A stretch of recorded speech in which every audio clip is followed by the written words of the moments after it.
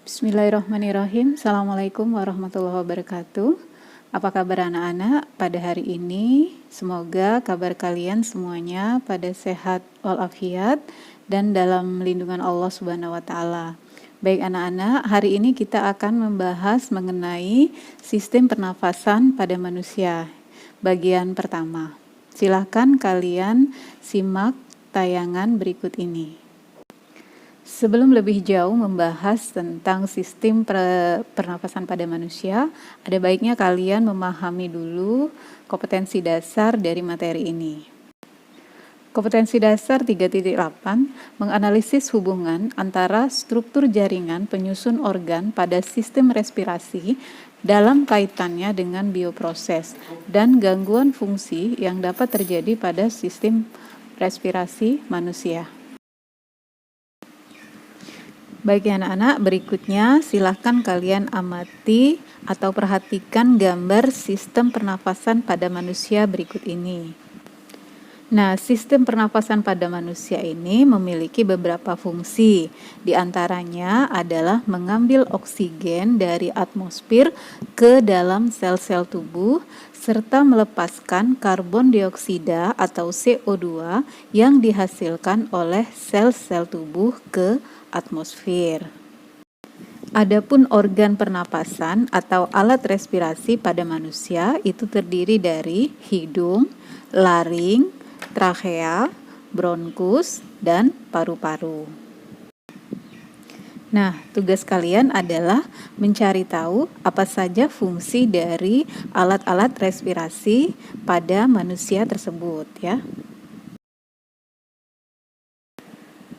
Nah, kalian perhatikan gambar berikut ini ya. Ini adalah gambar letak dari epiglotis. Letaknya itu adalah di daerah laring namanya ya, daerah pangkal tenggorokan. Nah, epiglotis ini sendiri itu adalah berupa katup tulang rawan. Fungsinya adalah membantu laring menutup sewaktu menelan.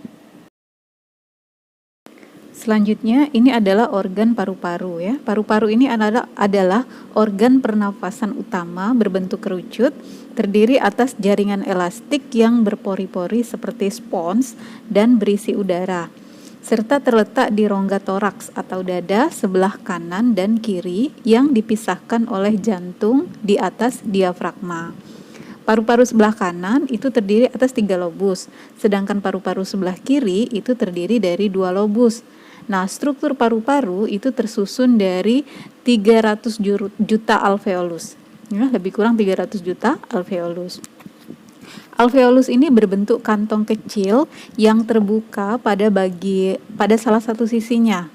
Nah, setiap alveolus itu mengandung satu lapisan sel epitel squamosa atau sel pipih ya, dan dikelilingi oleh pembuluh kapiler tempat pertukaran oksigen dengan karbon dioksida.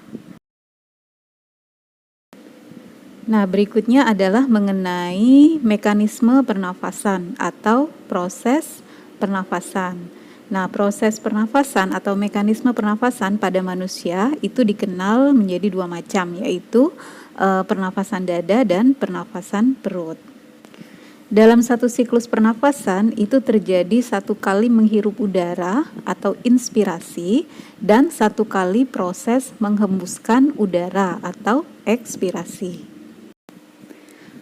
Pada pernapasan dada, itu inspirasi terjadi pada saat otot interkostal eksternal berkontraksi, kemudian tulang rusuk terangkat ke atas dan ke depan, volume rongga dada membesar, paru-paru yang bersifat elastis itu mengembang, kemudian tekanan udara paru-paru mengecil, maka udara dari luar itu masuk ke dalam paru-paru. Kemudian proses ekspirasinya pada pernapasan dada ini berlangsung pada saat otot interkostal luar relaksasi. Kemudian tulang rusuk turun kembali, volume rongga dada menyempit, paru-paru mengecil, tekanan udara paru-paru menjadi besar, maka udara keluar dari paru-paru. Berbeda halnya apabila terjadi pada mekanisme pernafasan perut. Nah, pada proses inspirasinya itu otot diafragma berkontraksi, ya, sehingga diafragma yang semula melengkung itu berubah menjadi datar. Nah, selanjutnya volume rongga dada membesar, kemudian paru-paru mengembang. Tekanan udara paru-paru itu menjadi mengecil, maka udara dari luar masuk ke dalam paru-paru. Nah, untuk proses ekspirasinya pada mekanisme pernafasan perut itu adalah otot diafragma mengalami relaksasi, sehingga diafragma yang mendatar itu berubah menjadi melengkung kembali. Nah, akibatnya apa? Volume rongga dada itu menjadi menyempit, ya. Paru-paru juga ikut mengecil. Nah, tekanan udara paru-paru itu menjadi besar, maka udara itu keluar dari paru-paru. Baik ya anak-anak semua, mudah-mudahan penjelasan Ibu mengenai mekanisme pernafasan dada dan pernafasan perut itu bisa kalian pahami. Nah, tugas kalian yang kedua itu adalah mencatat mekanisme pernafasan pada manusia, ya, baik itu pernafasan dada dan pernafasan perut. Baik anak-anak semua, demikianlah tadi materi kita pada kali ini untuk materi sistem pernafasan pada manusia bagian pertama. Nanti insya Allah nanti akan kita lanjutkan lagi pada materi sistem pernafasan bagian yang kedua, ya. Terima kasih anak-anak sudah menyimak dengan baik materi pelajaran kita pada hari ini.